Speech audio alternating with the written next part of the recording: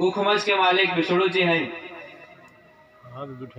पिंडज के मालिक ब्रह्मा जी हैं और अंडज के मालिक आदि शक्ति है, जिनको पूरा संसार माई कहता है, वही अंडज के मालिक हैं। और मनुष्य का निर्माण स्वयं परमात्मा अपने हाथों से करते हैं, माता के गर्भ में करते हैं।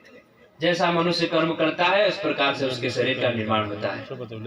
और इसी शरीर में उन्होंने 84 का भी मार्ग बना दिया, उसी शरीर में मुक्ति का भी मार्ग बना दिया है कि इसी शरीर से प्राण निकलेगा तो 84 में भी चला जाएगा, और सदगुरु के शरण में जाकर के जीते जी जब भक्ति करेगा देखेगा तब उसकी मुक्ति हो जाएगी, मुक्ति के रास्ते से निकल जाएगा। तो इसलिए मरते वक्त जब प्राण मुंह के रास्ते निकलता है तो मरते वक्त मुंह खुल जाती है, अन्न खाने वाले जीवों में चला जाता है, पुनः मनुष्य में चला जाता है। मरते वक्त जब प्राण नाक के रास्ते निकलता है तो नाक बढ़ जाती है, पोटा निकल जाता है, अस्थावर की योनि में चला जाता है, अस्थावर यानी पेड़ पौधा की योनि में चला जाता है।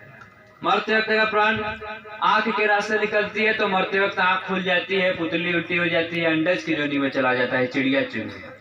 मरते वक्त का प्राण कान के रास्ते निकलती है तो कान से आवाज निकल जाता है, मरते वक्त प्रेत की योनि में चला जाता है। सबसे खराब योनि होती है प्रेत योनि, जो 1000 बरस बिना जल के भोगना पड़ता है। मरते वक्त का प्राण पेशाब के रास्ते निकलती है तो पेशाब हो जाती है, जल का जीव हो जाता है, मछली, कछुआ, सूज, घड़ियाल, सांप, मेढक इत्यादि, यही जीव चला जाता है दूध भोगने के लिए। मरते वक्त का प्राण टट्टी के रास्ते निकलती है तो मरते वक्त टट्टी हो जाती है, उखमज में चला जाता है। उखमज यानी कीड़ा मकोड़ा, ढोला, छर मच्छर, इन्हीं में जन्म पा जाता है। अंत में आता है 10वां द्वार। ये तो सब हो गए 84 के। अब मुक्ति का द्वार होता है 10वां द्वार होता है, जो तारू होती है, तारू होती है। जब बच्चा जन्म लेता है तो देखे होंगे उसका तारू जो है ऊपर नीचे 24 घंटा चलता है।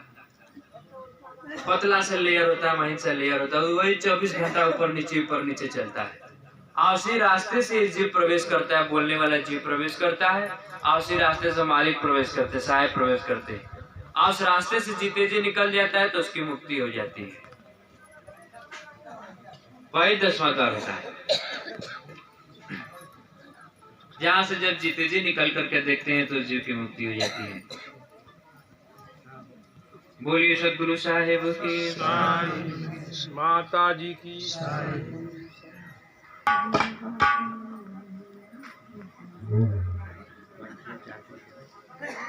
बचना है तो केवल सदगुरु के शरण में बचा जा सकता है। जब गुरु के सूरत का ध्यान करेंगे, उस नाम का सुमिरन करेंगे तो जीते जी इसको देखने को मिलता है। जीते जी जब उस रास्ते से निकलती है तब उसकी मुक्ति हो जाती है। आज का मार्ग केवल गुरु बताते हैं कि सब धरती कागज करो, लेखन सब वन राय, सात समुद्र की मस करो, गुरु गुण लिखा जाए।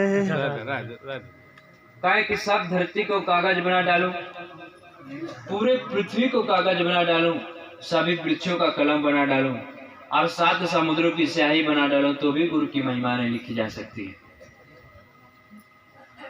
कि 3 लोक 9 खंड में गुरु से बड़ा न कोई, करता करे न कर सके, गुरु करे से हो। 3 लोक 9 खंड में जो है गुरु से बड़ा कोई नहीं होता है। करता माने भगवान होते हैं, जिनका कहा हुआ नहीं हो सकता है, जो गुरु कह देते हैं निश्चित होता है। अरे भैया मैं क्या ले रहा लोग की शुरू हुई तब मैं गुरु वंदना बोल रहा।